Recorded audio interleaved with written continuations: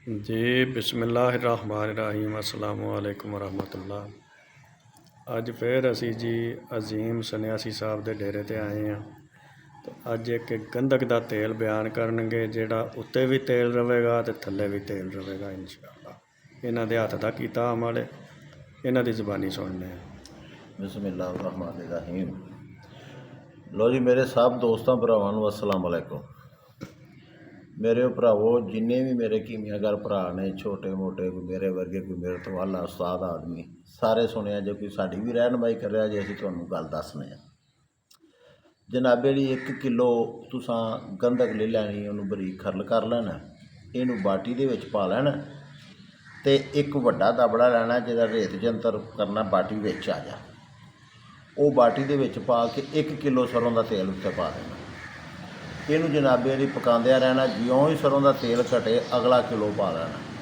ये 7 किलो सरों का तेल जिहड़ा ना ये चों भाप बन के उठता जाएगा, सड़ता रहेगा। एंड के उत्ते जनाबे जी गंधक का खालस पूरा तुहाडा तेल मुकम्मल तैयार खलोता होएगा, जिहड़ा थल्ले भी तेल रहेगा, उत्ते भी सुरख रंग का तेल होएगा।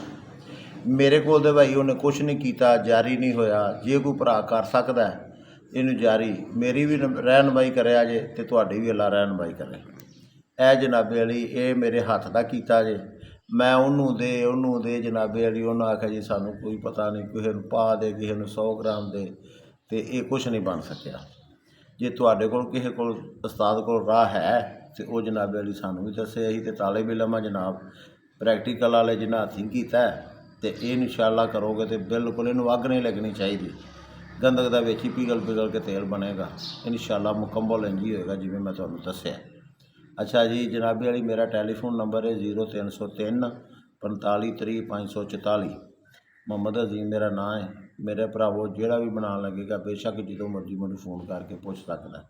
सिर्फ ये मेहरबानी करा जे नमाज का जोड़ा टाइम है अजान का वो तो जरा को अग्गा पिछा करा जे, ये तो जनाबे वाली मेहरबानी होएगी। अच्छा जी अस्सलाम वालेकुम, अल्लाह खैर करे सारे।